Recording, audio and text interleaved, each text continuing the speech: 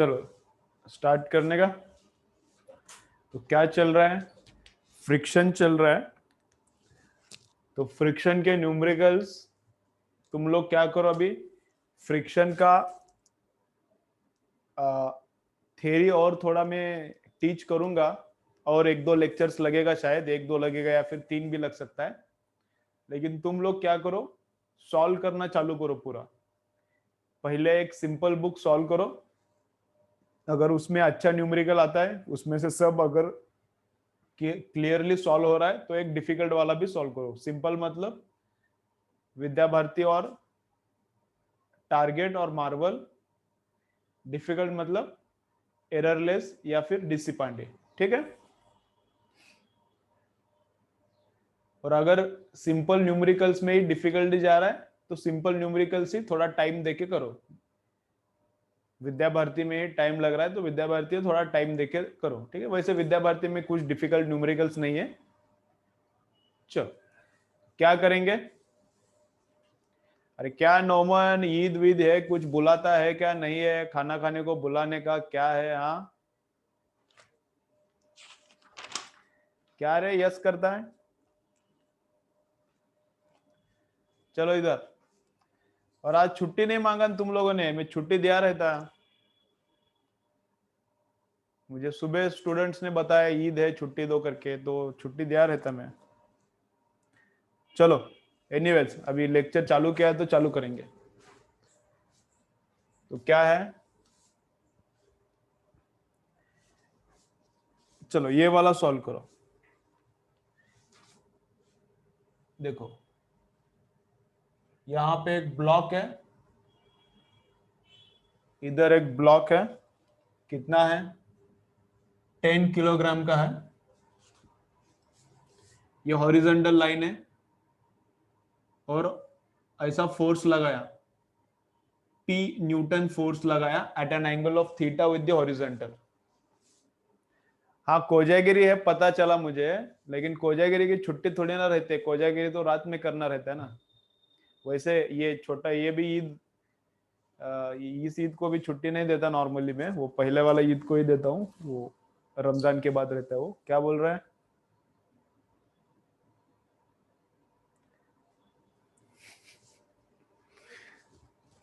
ठीक है ठीक है, पहले ही बहुत छुट्टियां हो गई। तू जो लिखा है एक बार, तू जो जो लिखा है एक बार क्या कर, रिपीट पढ़ के देख ले, क्या वो उसका अलग भी मीनिंग निकल रहा है। तो ठीक है चलो। तो क्या है, तो यहां पे फोर्स क्या लगाया है? P लगाया फोर्स।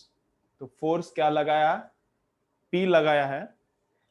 कितने एंगल पे लगाया? हॉरिजॉन्टल के साथ थीटा एंगल पे लगाया। ठीक है। तो कैसा लगाना है, देखो क्या है अपना एम, इधर फोर्स लगाओ, इधर लगाओ, इधर लगाओ, किधर भी लगाओ, लेकिन ये मिनिमम फोर्स में इसको आगे भगाने का है। ठीक है। मिनिमम फोर्स में इसको आगे भगाने का है। तो मिनिमम फोर्स कितना लगाने पड़ेगा, मिनिमम फोर्स कितना लगाना पड़ेगा सो दैट ये आगे आगे जाएगा। तो किस एंगल पे फोर्स लगाने का, तो कौन से भी एंगल को फोर्स लगाओ। देखो क्या है अपना एम, क्या है, कौन से भी एंगल को फोर्स लगाओ, इधर लगाओ 10 डिग्री को, 20 डिग्री को लगाओ, 25 को लगाओ, 27 डिग्री को लगाओ, 90 डिग्री को फोर्स लगाओ, किसी भी एंगल में फोर्स लगाओ, लेकिन मिनिमम फोर्स में इसको आगे लेके जाना है। क्या मिनिमम फोर्स में इसको आगे लेके जाना है। तो एंगल कितना, इसका डेरिवेशन है, वैसे इसका डेरिवेशन एररलेस में है, तुम लोगों को डिराइव करना है तो डिराइव कर सकते हो। तो मिनिमम फोर्स लगाने के लिए कितना एंगल पे फोर्स लगाना पड़ता है, तो tan inverse of mu angle पे फोर्स लगाना पड़ता है। ठीक है। मिनिमम फोर्स लगाना है सो दैट ऑब्जेक्ट मूव्स। तो कितना एंगल पे लगाना पड़ता है, that angle comes out as tan inverse of mu s. इसका डेरिवेशन तुम लोग अभी चाहिए तो करो, तो थोड़ा और कंसेप्ट क्लियर हो जाएगा। अगर डेरिवेशन नहीं आ रहा तो डायरेक्टली रट्टा मारो। तो इतने एंगल पे फोर्स लगाया तो मिनिमम लगाना पड़ेगा, और मिनिमम फोर्स कितना, मिनिमम फोर्स कितना, तो minimum force required is mu s mg, minimum force required is mu s mg divided by root of 1 plus mu s का स्क्वायर। ठीक है, मिनिमम फोर्स, ये फोर्स कितना लगाना पड़ेगा, mu s m g divided by root of 1 plus mu s का square. अभी ये निकाल सकते हो तुम लोग अगर, लेकिन उसके लिए तुम लोगों को डेरिवेटिव आना पड़ेगा। डेरिवेटिव मैंने वैसे सिखाया है, कब, बहुत पहले हुआ था फाउंडेशन में, 11 के भी पहले, मई में, जून में हुआ था। तो वो डेरिवेशन यूज करके, मैक्सिमम मिनिमा यूज करके ये निकालना पड़ता है। मिनिमा निकालना है ना, मिनिमम फोर्स रिक्वायर्ड। तो मिनिमा के लिए first derivative 0, second derivative greater than 0, वो सब यूज करके निकालना पड़ता है। निकाल सकते हो तुम लोग, ट्राई करो, आता है क्या देखो। तो इतने एंगल पे लगाया तो फोर्स मिनिमम लगता है, एंड कितना फोर्स मिनिमम है, ठीक है, लेकिन कितना, तो उसका वैल्यू इतना है। ठीक है, चलो फटाफट लिख के ले लो, आगे देखेंगे। चलो फटाफट लिख के लो, एकदम मस्त देखेंगे अभी इसके बाद। चलो इसके बाद एकदम अच्छा देखेंगे।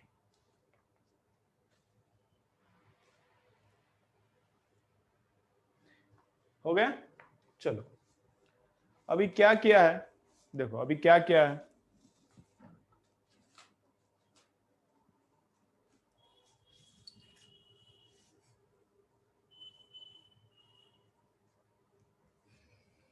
अभी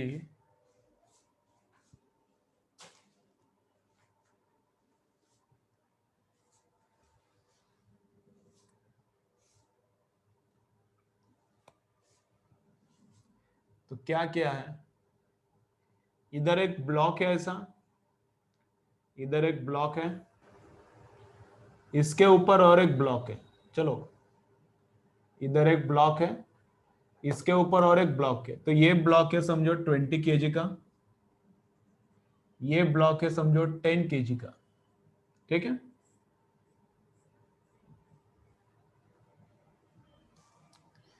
ये 10 kg का ब्लॉक है, ये 20 kg का ब्लॉक है। अभी इसका अब समझा क्या तुझे, ठीक है, बहुत देर के बाद करंट लगा लेकिन तेरे को। ठीक है, चलो तो चलो इधर देखो क्या है।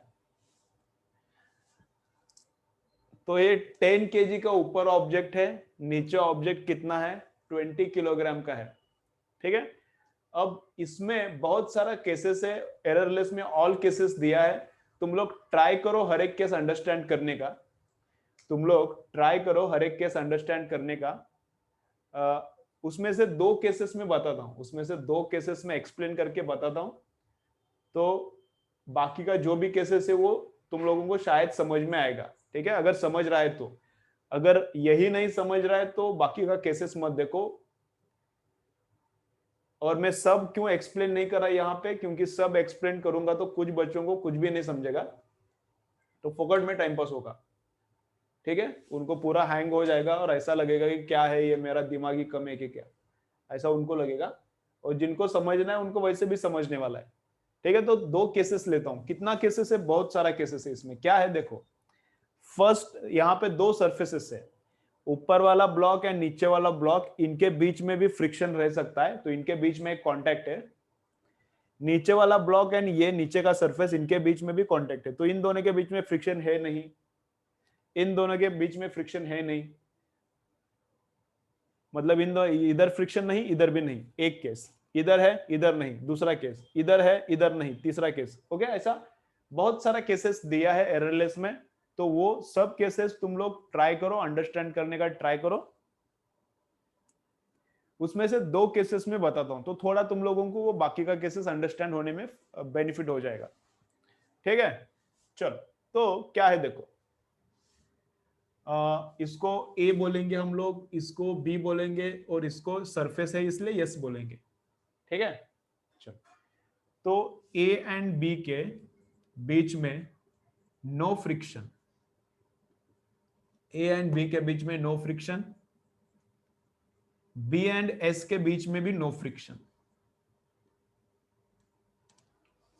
ठीक है, ए एंड बी के बीच में फ्रिक्शन नहीं है, एंड बी एंड ये नीचे का सरफेस यस, इनके बीच में भी फ्रिक्शन नहीं है।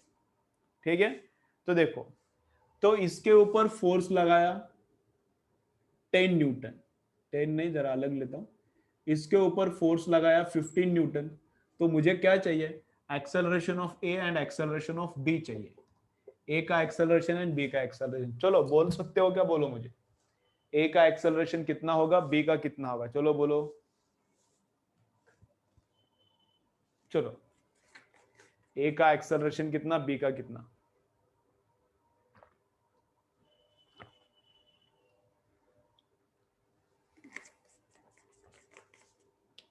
कुछ कैलकुलेशन का जरूरत नहीं है, देख के समझ सकता है, देख के आ रहा है तो कमेंट करो, नहीं आ रहा है तो छोड़ो। लेक्चर देखते वक्त तुम लोगों को कुछ प्रॉब्लम हो रहा है क्या? मैं क्या बोल रहा हूँ, थोड़ा अलग क्वेश्चन है। लेक्चर देखते वक्त कुछ प्रॉब्लम हो रहा है क्या? आफ्टरनून में एक मेरा लेक्चर रहता है रिपीटर्स के लिए, तो उस पे क्या हो रहा है ये मैं पहले बताऊं, छोड़ो पहले ये क्वेश्चन छोड़ो, ये इंपॉर्टेंट है। आफ्टरनून में एक लेक्चर ले रहा हूं, तो उसमें क्या हो रहा है, बच्चों को ब्लैक स्क्रीन हो रहा है, बीच बीच में स्क्रीन पॉज हो रहा है, मेरा ऑडियो एंड मेरा वीडियो में ये हो रहा है, सिंक नहीं है, लैग हो रहा है। तो ऐसा प्रॉब्लम आ रहा है क्या तुम लोगों को, ऐसा प्रॉब्लम आ रहा है क्या?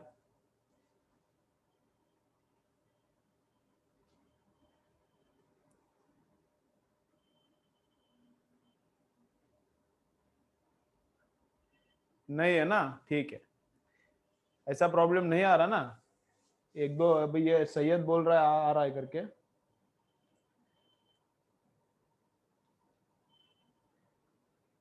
शुभम और सैयद दोनों बोल रहे कि प्रॉब्लम आ रहा है, बाकी किसी को तो नहीं आ रहा, बोलो जरा मुझे बाकी लोगों को। हाँ कभी कभी लैग होता है तो ठीक है, लेकिन बहुत ज्यादा दोपहर में क्या हो रहा है, बहुत ज्यादा प्रॉब्लम आ रहा है, मतलब डेली लफड़ा हो रहा है, डेली 15-20 मिनट हो गया तो लफड़ा होता है कुछ ना कुछ। ठीक है, इधर नहीं है।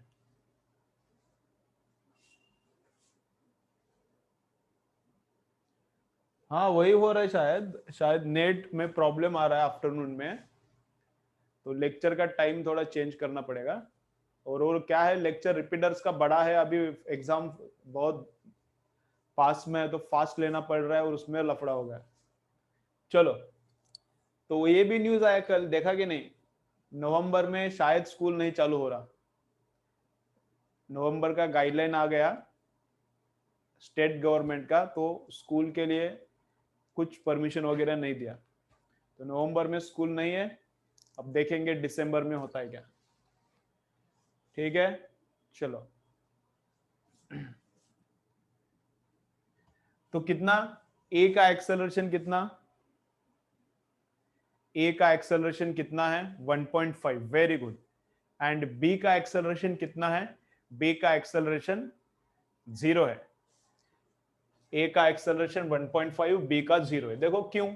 चलो अभी बंद करो तुम्हारा, इधर देखो, तो क्या है, इस पे फोर्स लगाया 15 न्यूटन, ऊपर वाले पे लगाया है, ऊपर वाले पे फोर्स लगाया 15। अब इसके और इसके बीच में कुछ फ्रिक्शन है ही नहीं, बोला है मैंने, between a and b there is no friction. अभी फ्रिक्शन नहीं है तो ए को बी कुछ अपोज नहीं करेगा, बी ए को कुछ अपोज, एक दूसरे को कोई ये परेशानी नहीं करता, ये अपना अपना भागता है, इनके बीच में कोई रिलेशन है ही नहीं ना, फ्रिक्शन है ही नहीं, उसका संबंध ही नहीं, ये अपना अपना भागेगा। तो ये जो फोर्स लगाया है किसके ऊपर लगेगा, ए के ऊपर लगेगा, तो ए को अकेले को एक्सेलरेशन मिलेगा। तो फोर्स ऑन ए 15 है एंड मास ऑफ ए कितना है 10 है, तो ये 1.5 रहेगा मीटर पर सेकेंड स्क्वायर। और बी पे, इसके ऊपर तो फोर्स है ही नहीं, तो क्यों भागेगा ये, फोर्स है ही नहीं ना इसके ऊपर, किधर का फोर्स है, कुछ भी फोर्स नहीं है, क्यों भागेगा, कुछ नहीं, ये ऐसा ही रहेगा 0 मीटर पर सेकेंड स्क्वायर। ठीक है, ये है केस नंबर 1। चलो फटाफट लिखो, आगे जाएंगे। ये लिखो मेन जो कंडीशन है वो लिखो, नहीं तो कंडीशंस नहीं लिखोगे बाद में समझेगा क्या लफड़ा, कुछ समझेगा नहीं। चलो लिखो फटाफट, मैंने बोला 2 केसेस, लेकिन लेता हूं थोड़ा ज्यादा लेता हूं, एकदम इंटरेस्टिंग है ये,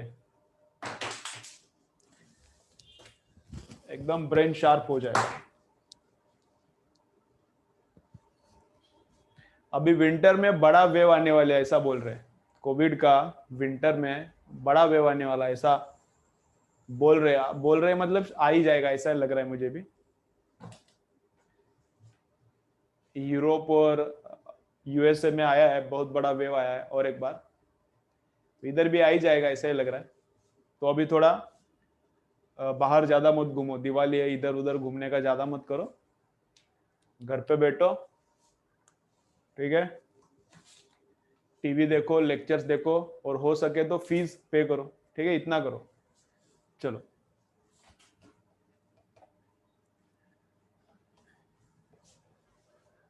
तो अभी क्या किया, हो गया ये, तो अभी क्या किया,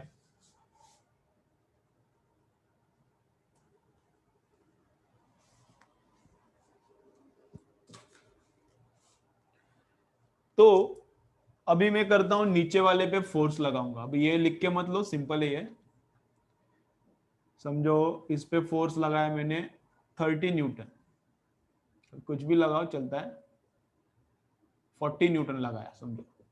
अब इस पे 40 न्यूटन लगाया, तो ये वाला फोर्स इस पे कैसे का ट्रांसफर होगा, नहीं, इन दोनों के बीच में फ्रिक्शन नहीं है, तो ये इस पे फोर्स नहीं लगाता, तो ये उधर ही रहेगा, इसके और इसके बीच में भी फ्रिक्शन नहीं, तो ये आगे जाएगा, ये इधर का इधर रहेगा, ये आगे ऐसा पस करके ये आगे जाएगा, ये पस करके आगे जाएगा, ये शायद नीचे भी गिरेगा, अगर बी ए के आगे चला जाता है तो बी आगे चला जाएगा, ए नीचे गिरेगा इधर, और ये आगे चला जाएगा, ये सॉरी बी आगे चला जाएगा, ठीक है।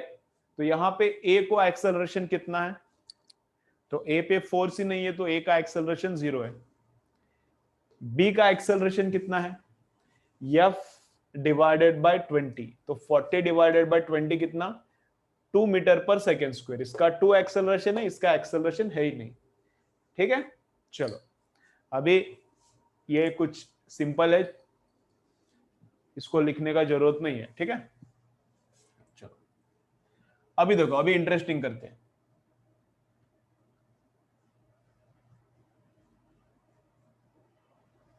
चलो, अभी देखो क्या करता हूं मैं, सोचना पड़ेगा थोड़ा, कंसंट्रेशन से देखो, फुल कंसंट्रेशन से देखो, और दिमाग से काम करो, थोड़ा थोड़ा अच्छा दिमाग लगाओ तो मजा आएगा।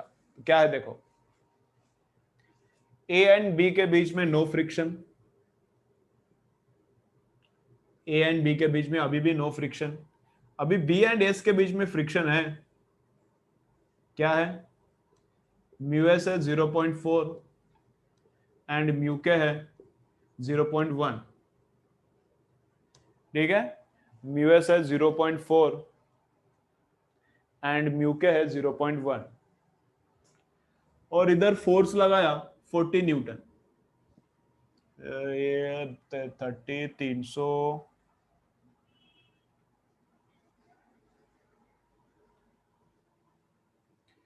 फोर्स लगाया 40 न्यूटन, बोलो एक्सेलरेशन ए का कितना रहेगा, बी का, चलो लिख के ले लो वापस, चलो ए का एक्सेलरेशन कितना रहेगा, बी का एक्सेलरेशन कितना रहेगा, थोड़ा इसमें कंसेप्ट क्लियर हो जाएगा एकदम मस्त, इसीलिए ले रहा हूं, ऐसा वाला ही न्यूमेरिकल एग्जाम में आएगा ऐसा कुछ चांस नहीं है, लेकिन इस पे टाइम क्यों दे रहा हूं, क्योंकि कंसेप्ट तुम्हारा अच्छा क्लियर हो जाएगा इसलिए। चलो, बोलो दोनों का एक्सेलरेशन,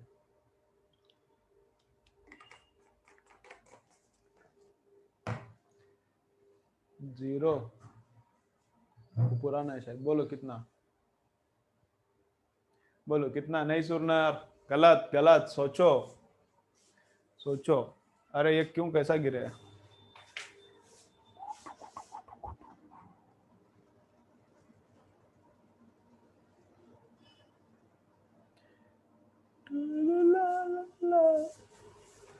बोलो कितना, कदम 0, विघ्नेश 0 बोल रहा है, चलो बाकी लोग बोलो, बोलो बोलो,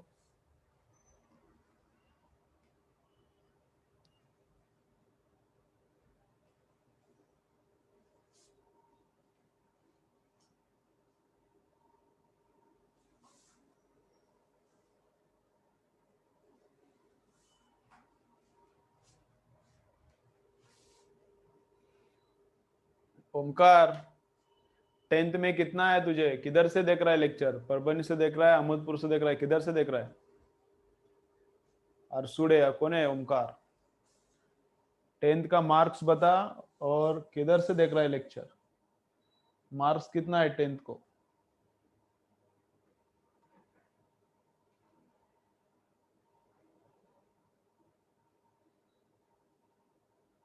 ठीक है,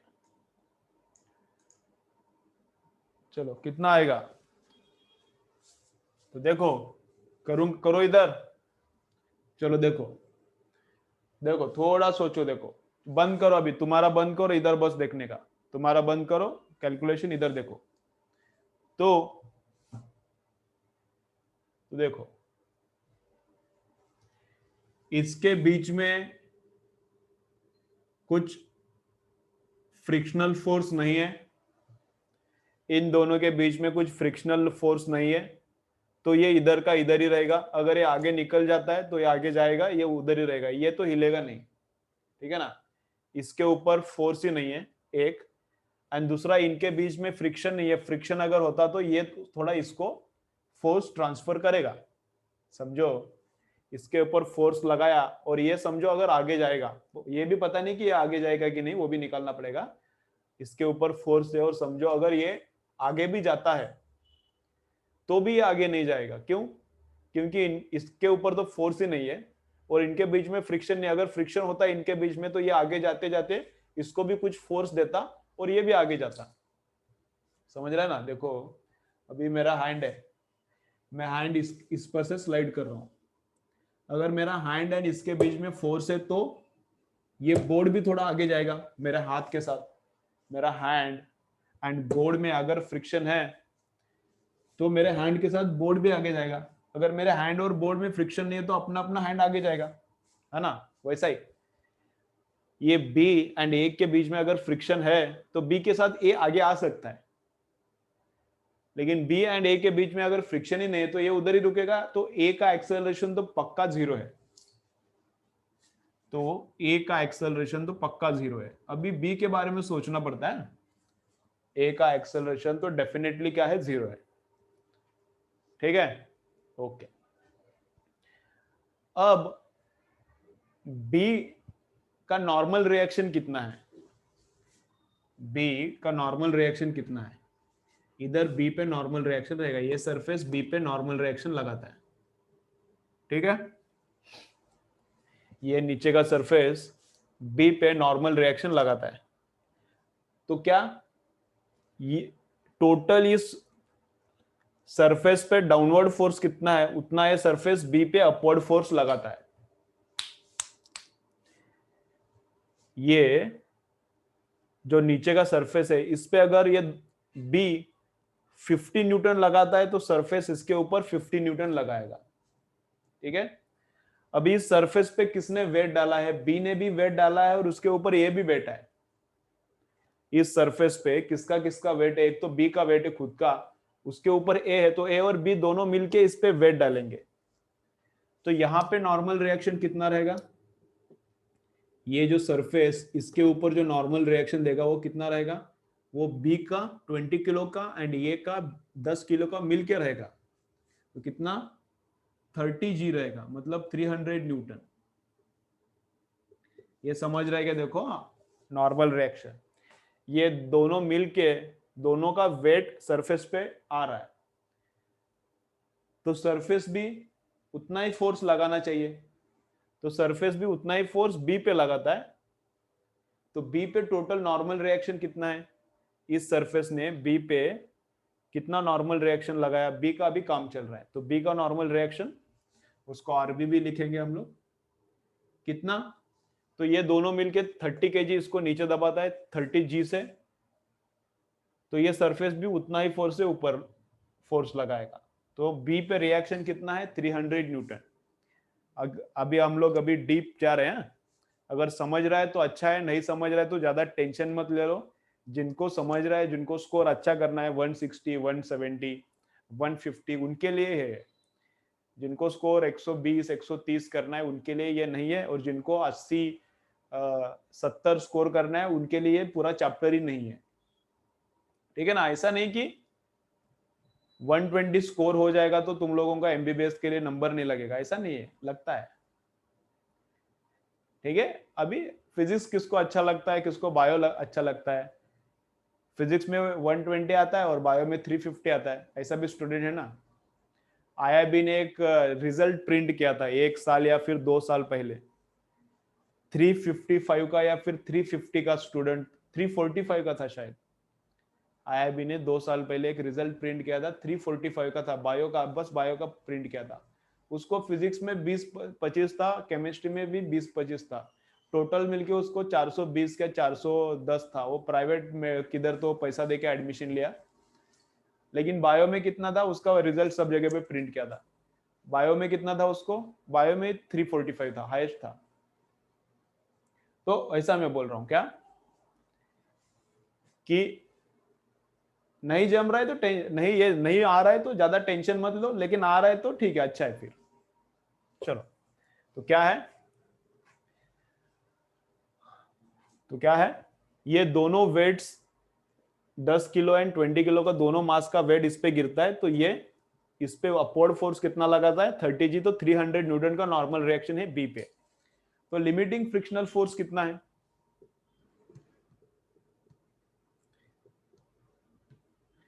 लिमिटिंग फ्रिक्शनल फोर्स कितना है, mu S into, limiting frictional force कितना है, mu S into are.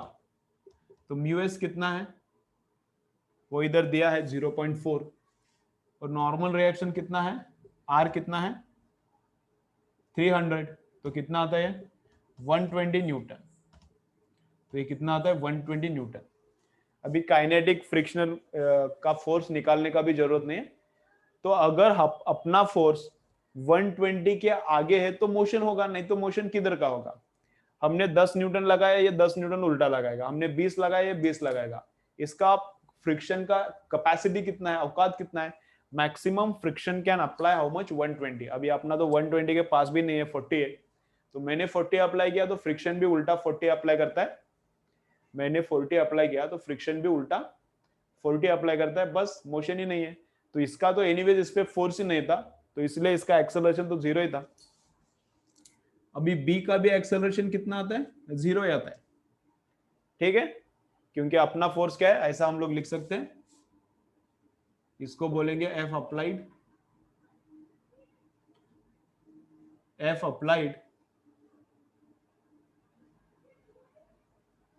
Is less than F limiting, F applied is less than F limiting. तो कुछ गेम नहीं बनेगा, इसका भी एक्सेलरेशन 0 होगा। अंडरस्टैंड हो गया क्या रही है, एक बार कमेंट करो और फिर लिख के ले लो, ये अंडरस्टैंड हो गया क्या।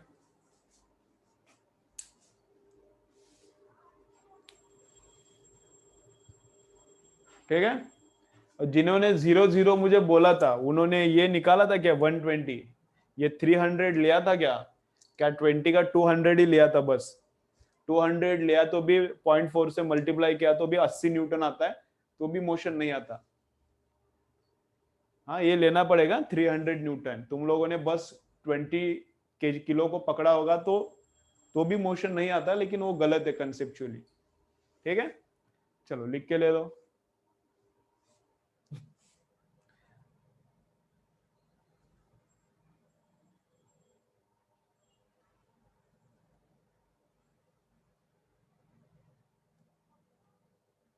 ठीक है, चलो अब इसमें ही मैं थोड़ा क्या करता हूं, चेंज करता हूं। ये 40 न्यूटन है क्या, वापस तुम लोग लिखो, लेकिन वापस लिखो या फिर उसके नीचे लिखो, ऐसा क्या, if F applied is 140 Newton, वापस कुछ लिखने का जरूरत नहीं, इसके ही नीचे लिखो इफ एफ अप्लाइड, ये अप्लाइड फोर्स इज 140 न्यूटन, तो क्या होगा बोलो तुम लोग अभी, if F applied is 140 Newton, तो बोलो तुम लोग क्या होगा। ए का तो एनीवे 0 रहेगा, बी का कुछ तो चेंज हो जाएगा, तो बी का बोलना पड़ेगा if F applied is 140 Newton. चलो बोलो किसको आता है क्या, ये पूरा लिख के हो गया क्या, उसके बाद लिखो if F applied is 140 Newton, तो क्या गेम बनेगा बोलो मुझे। ऐसा इतना इजी नहीं है फाइन, सोचना पड़ता है। फ्रिक्शन ऐसा नहीं है देख के काम नहीं होता, सोचना पड़ेगा।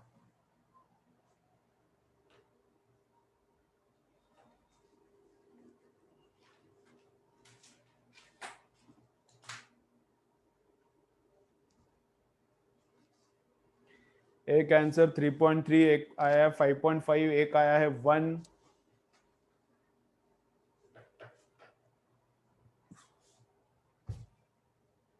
बोलो कैसा है? एकदम मजे, इंटरेस्टिंग है ये।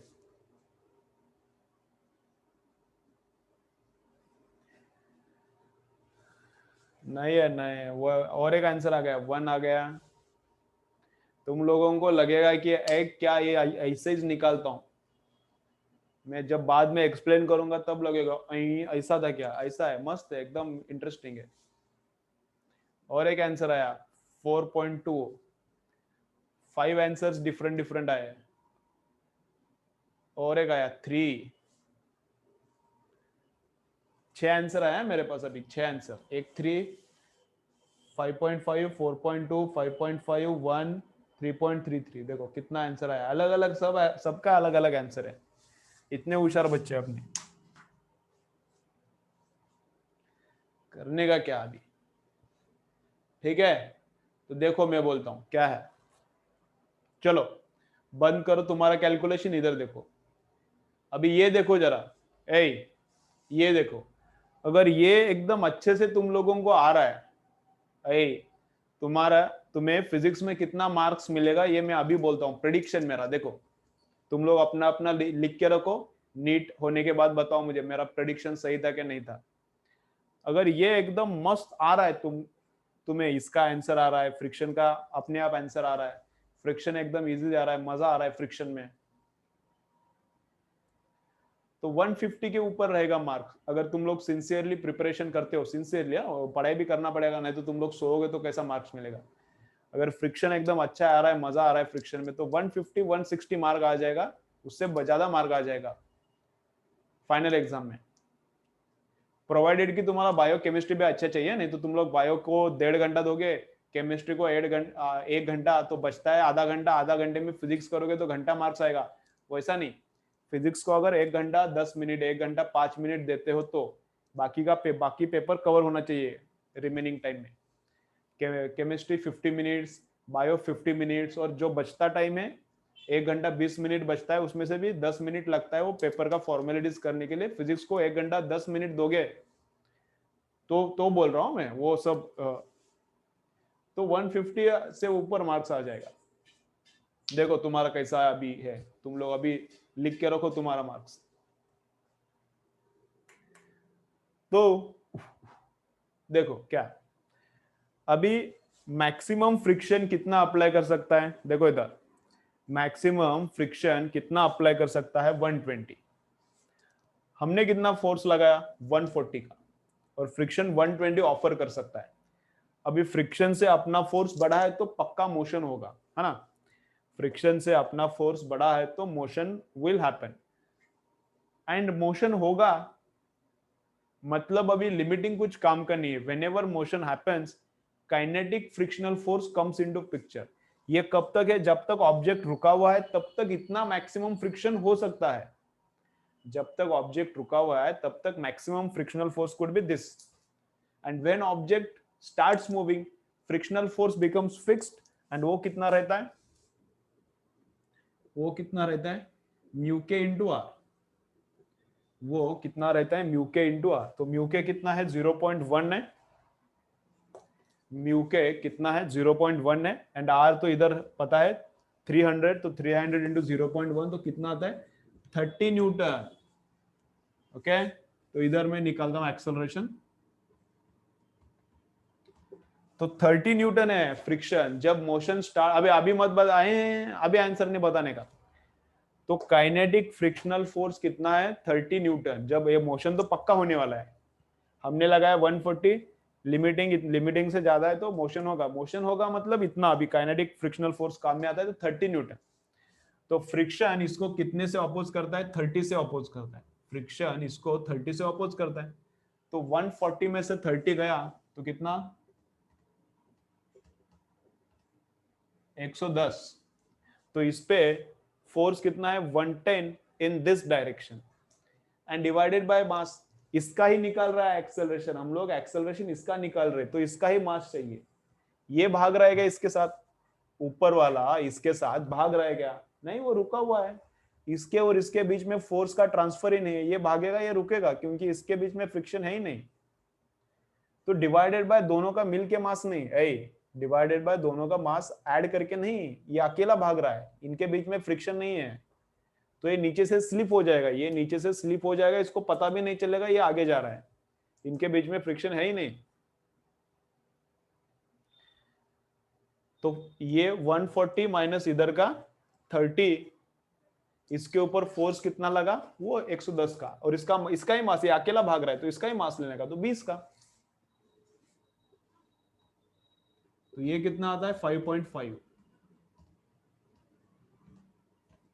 तो 5.5 आता है, 110 डिवाइडेड बाय 20, 5.5 आता है। समझा कि नहीं समझा? चलो कमेंट करो, जिनका जिनका गलत आया है, गलत आता है तो कोई टेंशन नहीं, ऐसा कुछ नहीं, धीरे धीरे तुम लोग प्रैक्टिस करोगे तो और इंप्रूव भी होता है, ऐसा नहीं। समझ रहा है कि नहीं समझ रहा?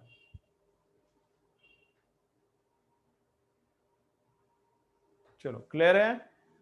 ओके, रिपीट एक बार कनेक्ट करो, लेक्चर को रिपीट कनेक्ट करो, 40 मिनट्स होने को आया है। समझ रहा है? अच्छा अच्छा, समझ रहा है तो अच्छा है।